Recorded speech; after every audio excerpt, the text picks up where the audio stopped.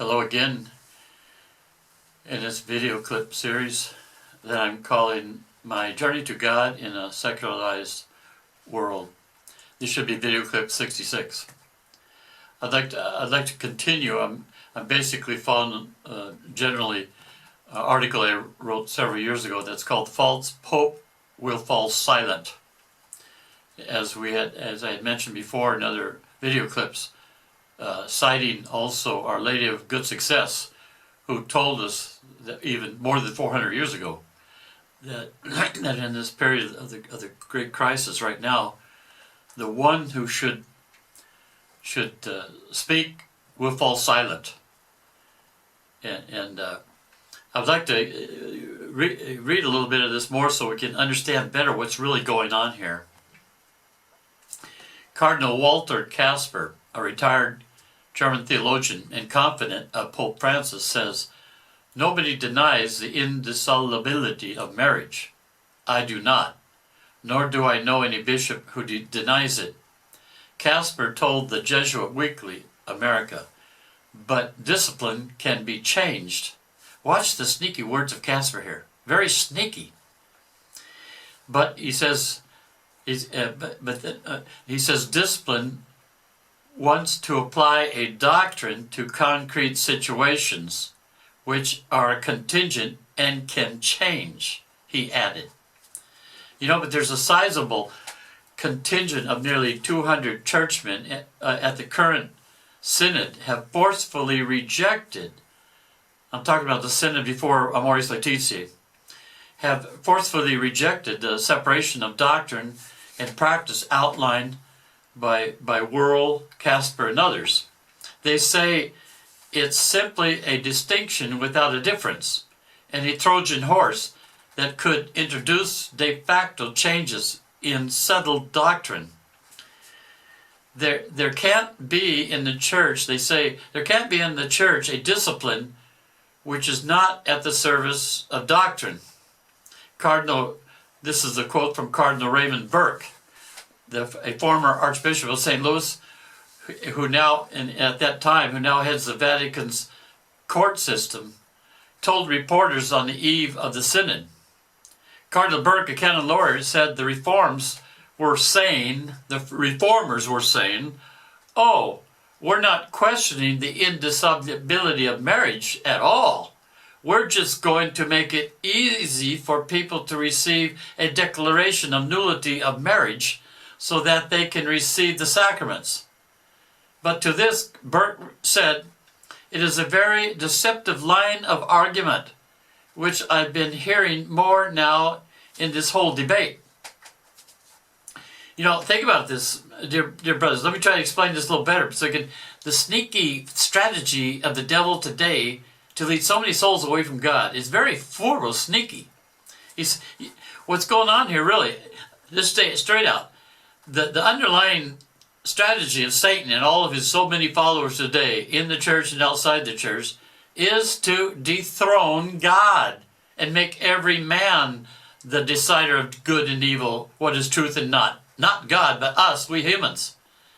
And with this was the first temptation in the Garden of Eden by Satan, when he tempted Adam and Eve, and he said to you, "If you eat this fruit, you become like gods, and you will decide good and evil, and your eyes will be opened," Satan said to Adam and Eve. Because we must always keep reminding ourselves that the truth of God does not change with the world. The truth of the world changes every day.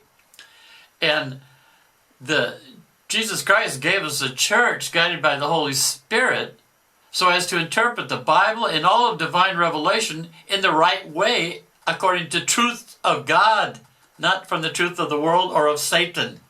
So when you're talking about church doctrine, you're talking about the Holy Spirit guided the church and the councils to understand better the truths of God which always existed, but for us to understand better. That's the councils and the doctrine of the church.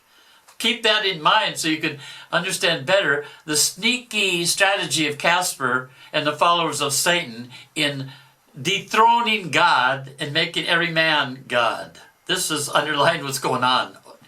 Let's keep our eyes open. There was on the World Over of EWTN in 2014, September 25th. It was a title of War with ISIS, annulment, reform, and so on with George Weigel. After a question about the upcoming Synod on the Family by Raymond O'Royal, George Weigel answered as follows.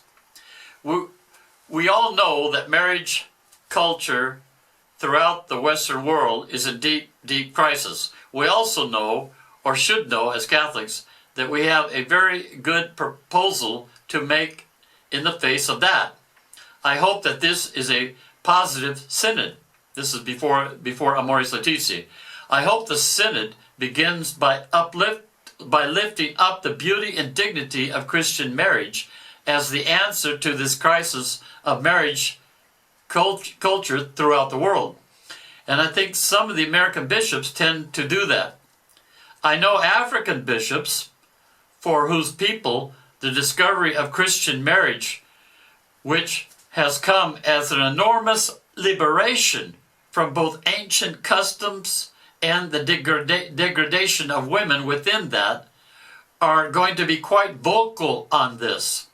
And I think that it may well be said, at least behind the scenes, if not in public, where everyone tries to be polite, that it is really not up to dying local churches in Europe. The churches in Europe are dying. That's what he's saying. The churches in Europe are dying. And he says, it's not up to them to tell us what is the truth. Some of whom have, in Europe, only 7% mass attendance or less on Sundays. Some of whom have 10% and so on. And for these dying church in Europe to pretend that they have a pastoral answer to the crisis of marriage culture when they manifestly do not have a pastoral answer to much else right now. Think about that. What he says is very illogical. And I had already mentioned this before. I say it again because I'm talking about going back in this period before the Amoris Laetitia. The book Remaining in the Truth of Christ in Defense of Marriage by the five Cardinals was not allowed into last October Synod of Bishops. I found this article called Synodgate, 5 Cardinals book stolen from participants' mailboxes at last year's Synod on the Family.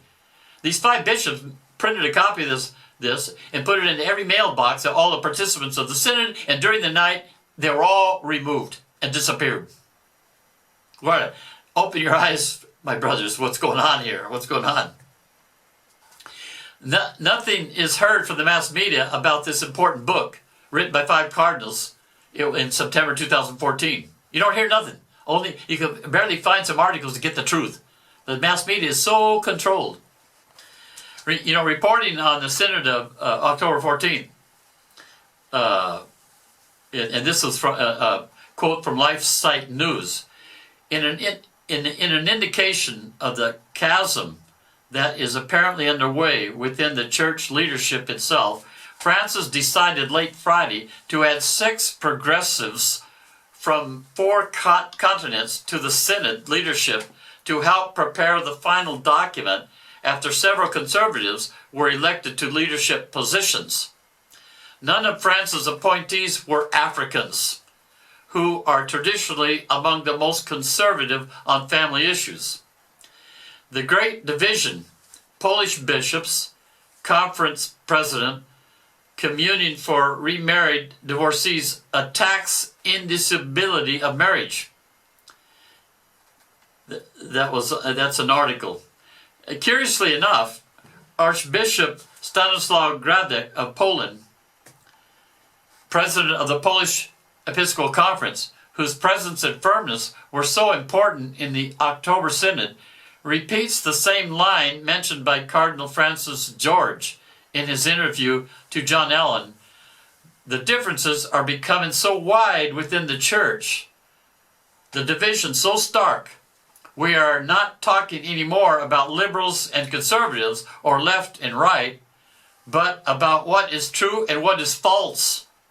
about those who are faithful or unfaithful to the magisterium, the truth that does not change. Open your eyes, there, my dear brothers and sisters. I'll finish this video clip here. May God bless you and Mary guide you.